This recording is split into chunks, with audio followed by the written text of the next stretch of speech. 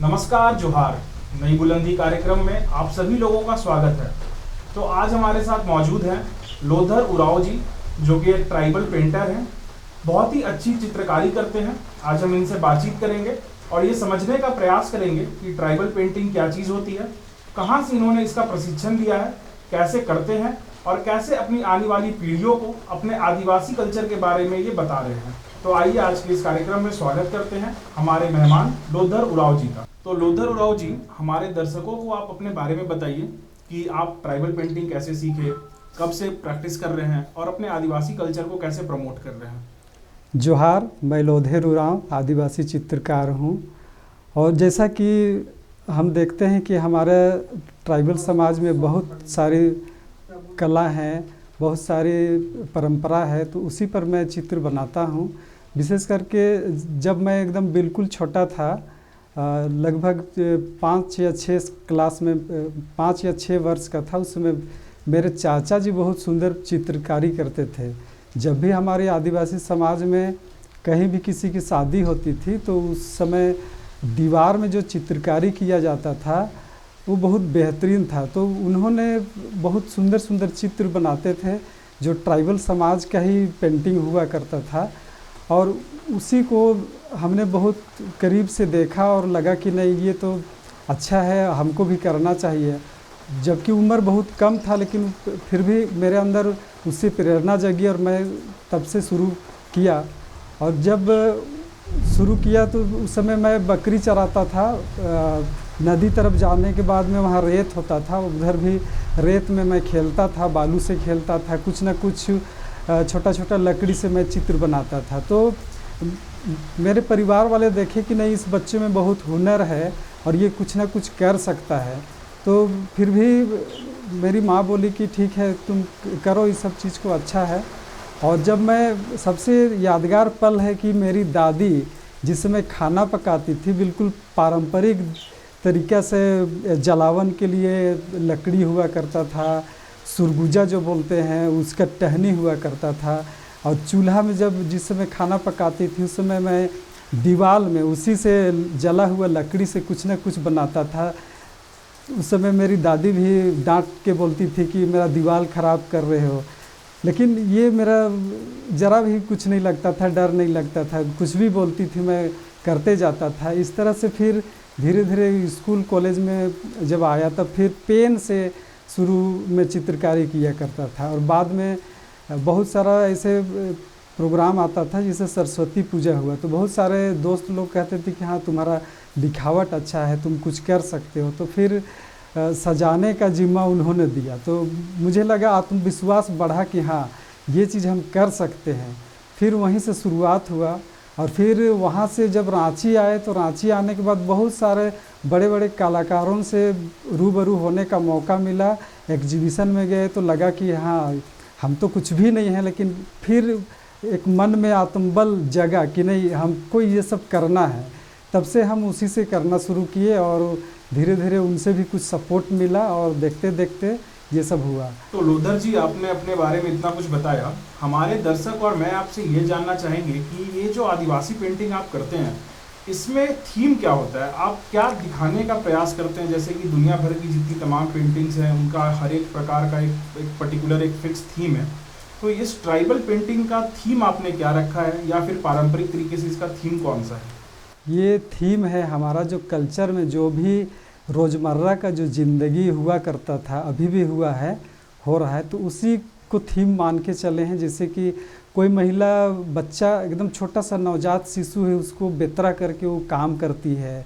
कोई महिला सुबह सुबह, पुरुष महिला पूरे परिवार मिलकर के सुबह में उठते हैं और ढेकी कूटते हैं, ये एक हुआ। फिर जाता पिसना हुआ, फिर चटाई बनाना हुआ। और जितने भी गांव में परंपरागत जो तरीके से जीवन मर्रा की जो चीज़ें बनती थी, उसे हम लोग खुद बनाते थे, तो एक कला के अंतर्गत ही आता है। और हमको नहीं ये कहना उचित होता है कि हम जितने भी लोग हैं, झारखंड के हो चाहे कहीं के भी हो, जितने ट्राइबल लोग करीब करीब सभी लोग कलाकार ही होते हैं। तो उसी को हमने थीम में लिया। और थीम लेने का पीछे यही कारण है कि विलुप्त होती हुई चीज़ को हम पुनः फिर आने वाली पीढ़ी को पेंटिंग के ज़रिए हम उसको उसी ओर लौटने का बात बताने का हम कोशिश किए हैं। चूँकि आधुनिक युग में ज़रूर हम लोग आधुनिक परिवेश में बढ़ रहे हैं, हमारा विकास ज़रूर हो रहा है, लेकिन कुछ न कुछ चीज़ ऐसी है कि जिसमें हमारा खुद हानि हो रहा है। अब पहले हुआ करता था कि हम लोग ठेठ बोलेंगे, कोई भी चीज़ को हम लोग ठेठ खान पान करते थे, उसमें ज़्यादा मसाला नहीं रहता था, तेल नहीं रहता था, सभी लोग मड़ुआ का प्रयोग करते थे, गांव में जो कांदा होता है उसका प्रयोग करते थे। बहुत सारा ऐसा चीज़ है जो पौष्टिक होता था, जिसके चलते हमारा समाज चाहे किसी भी वर्ग का क्यों ना हो, सभी लोग मजबूत हुआ करते थे।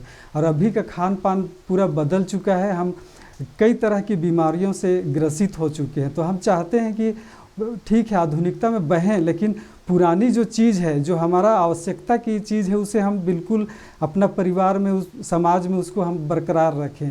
यही मेरा थीम है, ताकि उस चीज़ को हम कर सकें। और अभी लोग उस ओर लौट रहे हैं। जिसे पहले कहा करते थे मड़ुआ सिर्फ आदिवासी लोग खाते हैं, बिल्कुल काला होते हैं, आदिवासी लोग खाते हैं। दूसरा लोग ये सोचते थे कि इसको खाने से मेरा कलर काला हो जाएगा।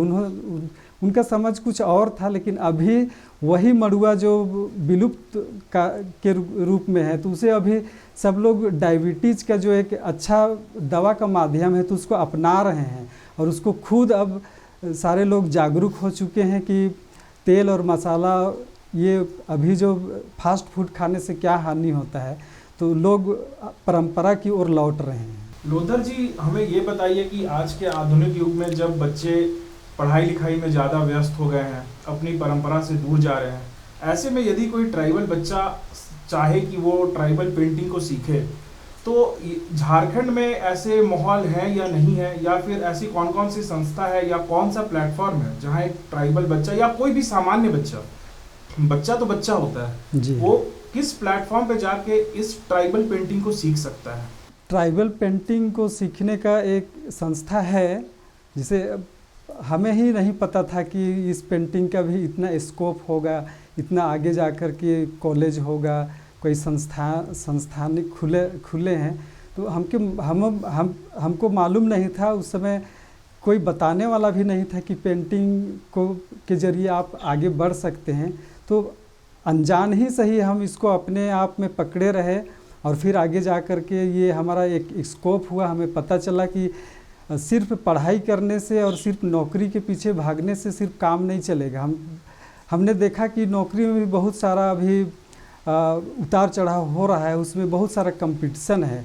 तो हमने देखा कि नहीं, इसमें भी स्कोप है, और करते गए। चूँकि कला ऐसा चीज़ है कि कहीं ना कहीं लोगों को पसंद आ जाता है।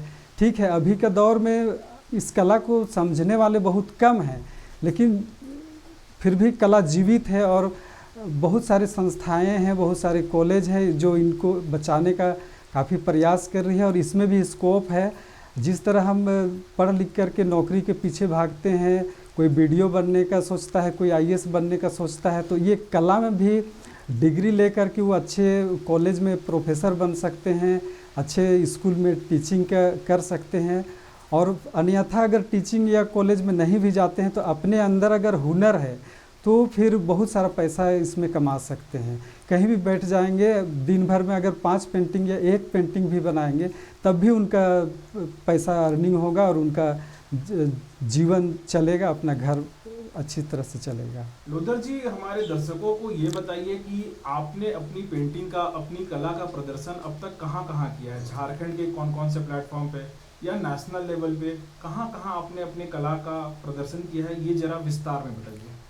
अभी तक जैसे कि प्लेटफॉर्म शुरू में हमको नहीं मिला था, फिर बाद में जब रांची आने के बाद और भी कलाकारों से काम करने का मौका मिला, तो मुझ में आत्मविश्वास बढ़ा और तजुर्बा बढ़ा। मेरा काम को देखने के बाद लोगों ने कहा कि हाँ, इसी से हो सकता है। इस तरह से मेरा सबसे पहले हम झांकी वगैरह में भी काम करते थे। बेगूसराय में लगातार 15 साल काम किए। जब इधर कोरोना हुआ तब से इधर नहीं गए हैं।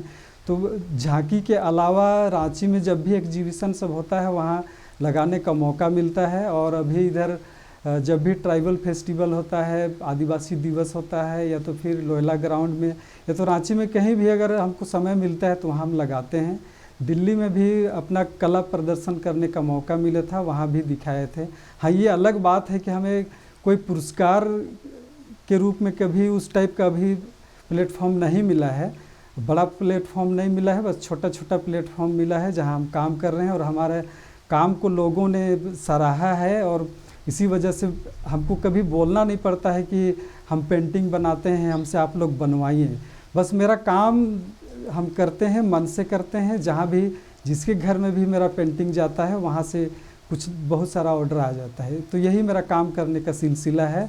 और काम ज़्यादा होता, पर अभी मैं टीचिंग का जॉब में हूँ तो थोड़ा सा मुझे कम समय मिलता है। फिर भी मैं इस कला को छोड़ना नहीं चाहता हूँ, क्योंकि यही कला के ज़रिए हम अपने भाई बहनों को भी घर में पढ़ाया और खुद मैं नौकरी के लायक हुआ। इसलिए सबसे मेरा प्राथमिकता मेरा कला ही है अभी। लोधर जी, ये बताइए कि आज की पीढ़ी जो कि आधुनिकता में पढ़ाई लिखाई में काफ़ी ज़्यादा व्यस्त हो गई है, तो उनके अंदर इस कला के प्रति इंटरेस्ट कैसे जगाया जाए, कैसे उन्हें बताया जाए कि ये आपकी परंपरा से काफ़ी पास है, कैसे इस काम को करके भी आप अपने आय के स्रोत को बना सकते हैं, ये जो इंटरेस्ट की भावना है उनमें कैसे आएगी?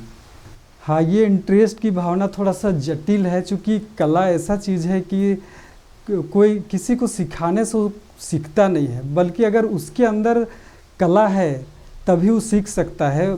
इसीलिए जब भी हम स्कूल में क्लास लेते हैं, मेरे क्लास में करीब बहुत सारे बच्चे लोग हैं, तो सबसे पहले उन्हें यही कहता हूँ कि अभी का दौर भीड़ भाड़ है, बहुत ज़्यादा कंपटीशन है, तो आप उनको मैं अपना कहानी बताता हूँ कि मैं क्या हूँ, फिर उनमें इंटरेस्ट जगाने का कोशिश करता हूँ।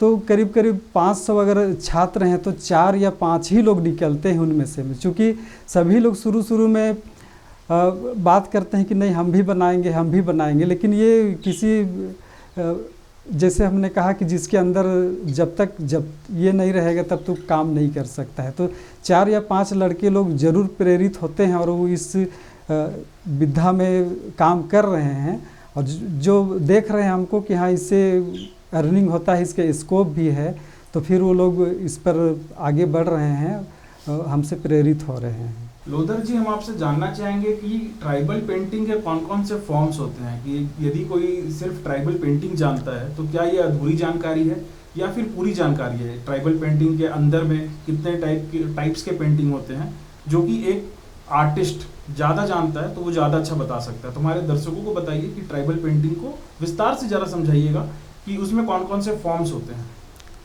हाँ, ट्राइबल पेंटिंग्स के बारे में बहुत ज़्यादा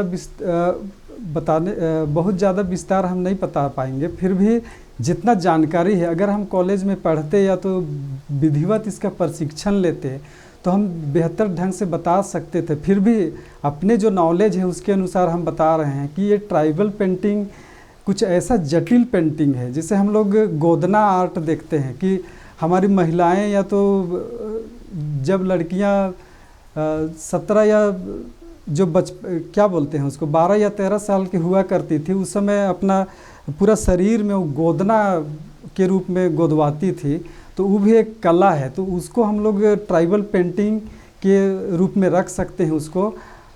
ज़रूर अभी कि वो आधुनिकता का रूप ले लिया है। और फिर घर के दीवार में जो पेंटिंग बनाया जाता था, जैसे संथाल क्षेत्र में या तो फिर इधर हजारीबाग क्षेत्र में हमारा सोहराई पेंटिंग ज़्यादा अभी विकास कर चुका है, तो हमारा जो लोहरदगा और गुमला और रांची का क्षेत्र है, जिसमें हमारा जो अपना उरांव ट्राइबल का जो पेंटिंग है वो थोड़ा सा धीमा गति है, तो उसको हम लोग को आगे बढ़ाने का ज़्यादा ज़रूरत है। तो कला वही चीज़ है जिसमें घर के दीवार में जो परंपरागत तरीक़ा से जो महिलाएं लिपती थी, जो लिपने का एक दो कला है, वो भी पेंटिंग के अंतर्गत आता है। और जो हल जो चलाते हैं खेत में, वो भी एक कला है कि हमको कैसे एक किसान अगर हल जोतता है तो देखता है कि दायां और बायां कैसे करना है कि हमारा खेत पूरा जुत जाए, वो भी एक कला है। ऊपर से आप देखिए तो पेंटिंग होता है। और हमारा परंपरा में बहुत सारा है कि जैसे बीज हम बोते हैं, वो भी हम किस तरह से हम शुरुआत करते हैं, कैसे बीज बोते हैं, तो ये कला के अंतर्गत आता है।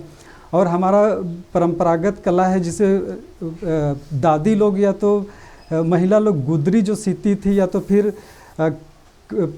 पर्व के अवसर पर अपना जो गमछा हुआ करता था उसमें बुनकारी करती थी, उसमें सुंदर सुंदर अपना क्या बोलते हैं उसको, सीना होता है, उसी से वो जो कलात्मक सीती थी वो भी एक पेंटिंग है।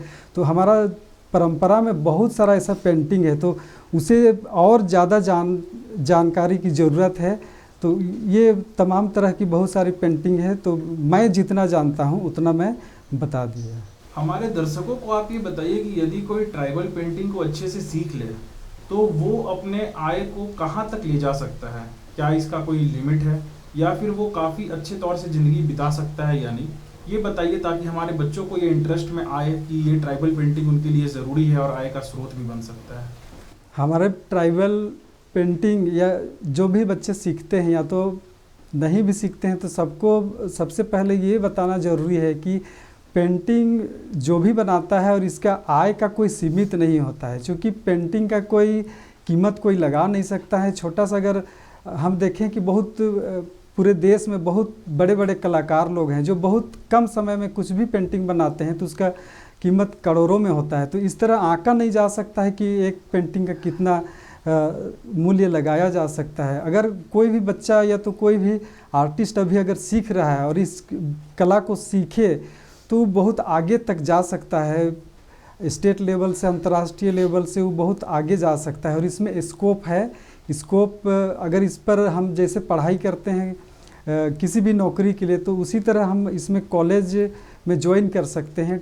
कलकत्ता में है, शांति निकेतन है, BHU बनारस में कॉलेज है, फिर पटना में आर्ट कॉलेज है, रांची में भी खुल रहा है कॉलेज। तो उसमें वो पढ़ाई करके वो अपना जीवन को बढ़िया से चला सकता है, अपना अर्निंग कर सकता है और अपना साथ साथ में समाज और देश का नाम रोशन कर सकता है। आप ये बताइए कि समाज को और सरकार को ट्राइबल पेंटिंग को आगे बढ़ाने में कौन कौन से पर्याप्त कदम उठाने चाहिए? हमारे दर्शकों को इस बात की जानकारी जरा विस्तार में दीजिए। हमारा जो पुराना जो परंपरागत कला है, पेंटिंग है, कला है, नृत्य है, संगीत है, उसको सरकार को इस चीज़ को और आगे बढ़ाने की बहुत ज़रूरत है। और धीरे धीरे हमारा सरकार भी इस पर जोर दे रही है कि इस चीज़ को कैसे हम संरक्षण कर सके। विगत 2 साल ट्राइबल फेस्टिवल चाहे तो आदिवासी महोत्सव में रूबरू होने का मौका मिला, उसी से समझ में आ गया कि हमारा सरकार भी आगे बढ़ रही है और हमारा जितने भी कलाकार लोग हैं उनको उत्साहवर्धन कर रही है। उत्साह लग रहा है कि ये चीज़ बेकार नहीं है, अगर इस चीज़ को हम करते हैं तो हमारे जीवन काफ़ी सफल होगा। तो हमारा सरकार को इसको बचाने का और ज़्यादा मुहिम उठाना चाहिए ताकि हमारा जो मिटता हुआ परंपरा उसको हम संग्रहित कर सकें। आप हमें ये बताइए कि यदि कोई मनुष्य पढ़ाई लिखाई के अलावा भी किसी और चीज़ का हुनर रखता है, खेल कूद का या पेंटिंग का या संगीत का, तो क्या उसके मानसिक स्वास्थ्य पर इसका कोई सकारात्मक प्रभाव पड़ता है क्या? ये हम आपसे जानना चाहेंगे, क्योंकि आज के दौर में हम देखते हैं कि काफ़ी लोग तनाव के शिकार होते हैं, तनावग्रस्त होते हैं। तो क्या मनुष्य को अपने तनाव को हटाने के लिए इस प्रकार का हुनर को आजमाना चाहिए, अपनाना चाहिए? जी हाँ, बिल्कुल। पढ़ाई के अलावा या तो अलग हम सोच रहे हैं कि हमको बहुत बड़ा नौकरी करना है और फिर उसी के पीछे जाते हैं और फिर हमारा ये जो मानसिक स्थिति गड़बड़ हो जाता है। तो अगर जिसके पास भी ये कला है, चाहे वो संगीत कला हो, चाहे खेल कूद हो, चाहे पेंटिंग हो, चाहे किसी भी प्रकार का कला हो, अगर इसमें वो काम करता है तो अपना जीवन शैली को बिल्कुल चुस्त दुरुस्त रख सकता है। इसमें है कि अगर आप खेलते हैं, रोज़ दिन योगा करते हैं या तो फिर आप स्पोर्टर हैं, तो फिर आपका शरीर स्वस्थ रहेगा और आपका मन जो भटकता है वो भी नहीं भटकेगा। कोई पेंटिंग बनाता है तो उसमें एक अपना माइंड को केंद्रित करता है और जिससे कि वो अपना दिमाग को सही कर सकता है, सही रख सकता है, बेवजह का जो टेंशन में रहता है उसको दूर कर सकता है। संगीत के ज़रिए भी वो अपना सुंदर संगीत सुन सकता है, अपना खुद गायन करके उसको रुचि रख सकता है, तो जिससे है कि उसका स्वास्थ्य में एक अच्छा प्रभाव पड़ेगा। आपसे हम ये जानना चाहेंगे कि यदि कोई बच्चा इस पेंटिंग का कला को सीखता है और उसके बाद आपकी तरह ही अपना एक खुद का एक दुकान कह सकते हैं या एक फैक्ट्री कह सकते हैं खोलने की कोशिश करता है अपने स्वरोजगार के लिए, तो क्या लागत लगेगा उसे सीखने से लेकर के अपने दुकान तक को खोलने में? आपके हिसाब से इसमें क्या लागत होना चाहिए ताकि एक गरीब से गरीब बच्चा भी इसमें आगे आने की सोचे? मेरे हिसाब से जैसा हमने शुरुआत किया था, बिल्कुल इसमें बहुत ज़्यादा पैसा की ज़रूरत नहीं है। हाँ, शुरुआत में अगर कोई भी दुकान करना चाहे या तो अपना खुद से रोज़गार बढ़ाना चाहे तो बिल्कुल बहुत कम पैसा में शुरुआत कर सकता है। इसमें लिमिट नहीं बता सकते हैं। बिल्कुल अगर उसके पास एक छोटा सा बच्चा जो रहता है उसके पास एक वाटर कलर मिलता है 10 या 15 रुपया में, एक A4 साइज़ का पेपर मिलता है, उसमें भी अगर किसी का भी चित्र बनाता है तो वहाँ से शुरुआत कर सकता है। बिल्कुल 10 रुपया, 15 रुपया, 25 रुपया से शुरू कर सकता है। वहाँ से शुरू करने के बाद जैसे जैसे उसको डिमांड आएगा, अपना रोज़गार को दुकान के ज़रिए बढ़ाना चाहे तो धीरे धीरे खुद उसी में उसका जो आय आएगा उसी से वो करता जाएगा। इसीलिए उसका कोई लिमिट नहीं है। धीरे धीरे 10 रुपया से शुरू करके वो हज़ारों रुपया, लाखों रुपया का वो अपना व्यवसाय शुरू कर सकता है, और ताकि ये व्यवसाय से एक अच्छा आय भी मिलता है और वो अपना रोजगार कर सकता है। हम आपसे जानना चाहेंगे कि यदि कोई इस ट्राइबल पेंटिंग को सीखना चाहे तो उसको इस सीखने में, इस हुनर को अपनाने में कितना समय लग जाएगा? साथ ही साथ ये भी बताइए कि क्या उम्र के किसी पड़ाव के बाद इंसान इस कला को सीख सकता है या नहीं? और हमें ये भी बताइएगा कि क्या ये कला सिर्फ लड़कों के लिए है या महिलाएं भी इसमें आगे आकर के अपना हुनर आजमा सकती हैं, काम कर सकती हैं? आपने कहा कि इस पेंटिंग को सीखने के लिए बिल्कुल कोई उम्र का ये नहीं है। अगर बच्चा 5 या 6 क्लास में ही वो पढ़ता है तो उसको कोई भी चित्र को देख के वो सीखना शुरू करता है। सीखने के एक लंबा प्रोसेस भी है और सीखने का बहुत कम समय भी है। जैसे अगर हम कोई भी ग्रामीण परंपरा का कोई भी चित्र को अगर बनाना शुरू करते हैं और अपने अंदर अगर वो चीज़ है तो हम बिल्कुल 5 या 10 मिनट में हम उसको कॉपी कर सकते हैं। दीवार में जो भी बना हुआ है उसको कर सकते हैं। तो एक बहुत कम टाइम हुआ है। लेकिन कुछ ऐसा पेंटिंग है जिसको करने के लिए एक टाइम चाहिए, लंबा टाइम चाहिए, उसमें बहुत ज़्यादा काम करने का ज़रूरत है, अभ्यास करना चाहिए। बगैर अभ्यास के कुछ भी नहीं होता है। तो उसमें बहुत ज़्यादा अगर जिसके अंदर हुनर है, जिसके अंदर वो करने का क्षमता है तो बिल्कुल 1 साल में भी कर सकता है, 2 साल में भी कर सकता है। और ऐसे करते, और बिल्कुल सीखने का कोई एक उम्र नहीं होता है। हम जैसे भी आगे बढ़ते जाते हैं हमेशा हम सीखते रहते हैं। तो यही चीज़ है कि इसको बहुत कम टाइम में भी सीख सकते हैं और लंबा टाइम में हम अभ्यास करेंगे तो और भी बेहतर कर सकते हैं। और आपने कहा कि सिर्फ ये लड़कों के लिए है या फिर महिलाओं के लिए, तो ये सबके लिए ओपन खुला हुआ है। और जितने भी हम परंपरागत पेंटिंग हम देखते हैं तो सबसे पहले हम महिलाओं को ही वहाँ आगे देखते हैं। हमारी महिलाएं ही ज़्यादा घर में लिपती है तो एक पेंटिंग बनता है, तो वहाँ से ही पेंटिंग का शुरुआत होता है। वो जो लेदरा सीती है वहाँ से पेंटिंग शुरुआत होता है। तो ये महिलाओं के द्वारा ही शुरुआत किया हुआ है और फिर हम इसे बाद में सभी लोग करते हैं, सभी वर्ग के लोग इसको कर सकते हैं। लोधर जी, हम आपसे जानना चाहेंगे कि आज सरकार को सरकारी स्कूलों में ऐसा क्या कदम उठाना चाहिए जिससे बच्चों को शुरुआत से ही ट्राइबल पेंटिंग की ओर रुझान हो, जिससे वो इस पेंटिंग को सीखें और आगे चल के स्वरोजगार के लिए भी कुछ सोच सकें? हाँ बिल्कुल, ये पेंटिंग जैसे हम लोग देखते हैं कि अभी जितने भी प्राइवेट स्कूल है उसमें बहुत सारे पेंटिंग के बारे में बताया जाता है, उसका क्लास भी लिया जाता है, उस पर एक खास टीचर भी होते हैं।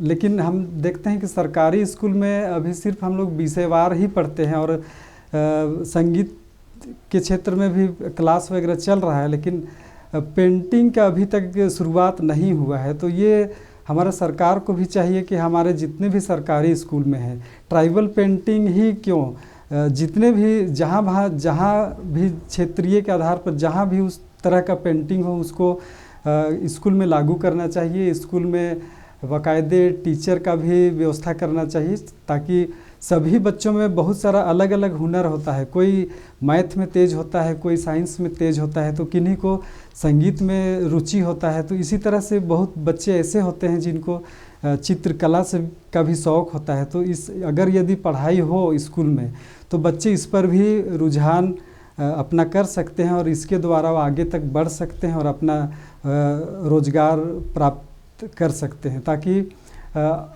और क्षेत्र में जिस तरह से नौकरी होता है उसी तरह से बच्चे या छात्र इस क्षेत्र में भी वो नौकरी करके अपना जीवन को सफल बना सकते हैं। साथ साथ में अपना समाज में उनका नाम होगा। बहुत ऐसा चीज़ है कि कोई अगर बड़ा पद है, आईएएस है, चाहे तो आईपीएस है, आईपीएस है, सीईओ है, बीडीओ है, जितना लोग जानते हैं वो एक सीमित दायरे का होता है। लेकिन अगर एक कलाकार अपना कला में महारत हो जाता है तो पूरे समाज का उन पे नज़र होता है।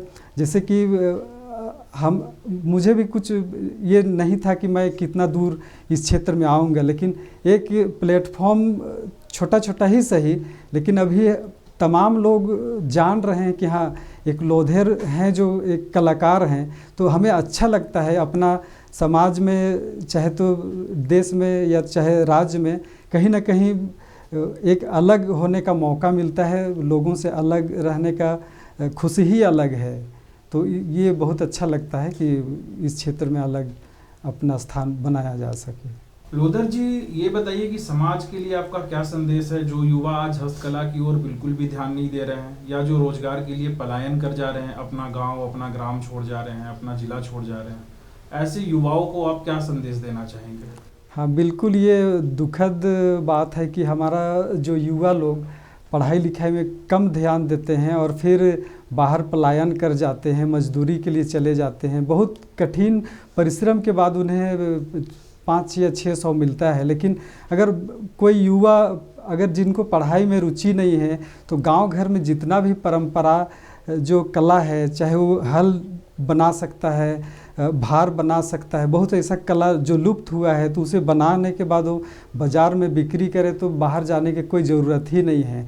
अपना कला में अगर पारंगत हो जाता है तो सिर्फ अपने समाज और अपने राज्य में ही उनको पैसा का आमदनी बहुत ज़्यादा हो सकता है इस कला में। तो लोधर जी, हमारे साथ बातचीत करने के लिए, हमसे कार्यक्रम में जुड़ने के लिए आपका बहुत बहुत आभार, आपका धन्यवाद। और आशा करते हैं कि आप अपने कला को यूं ही आगे बढ़ाते रहेंगे और लोगों को एक अच्छा संदेश, एक अच्छा सकारात्मक संदेश देते रहेंगे कि पढ़ाई लिखाई के साथ साथ, पढ़ाई लिखाई तो काफ़ी ज़रूरी चीज़ है, और उसके साथ साथ यदि एक हस्तकला आपके पास है तो किस प्रकार से आप रोजगार के अन्य साधनों को भी आप अपना सकते हैं और काफ़ी अच्छे तरीके से अपने समाज को, अपने परिवार को लेकर के आगे बढ़ सकते हैं।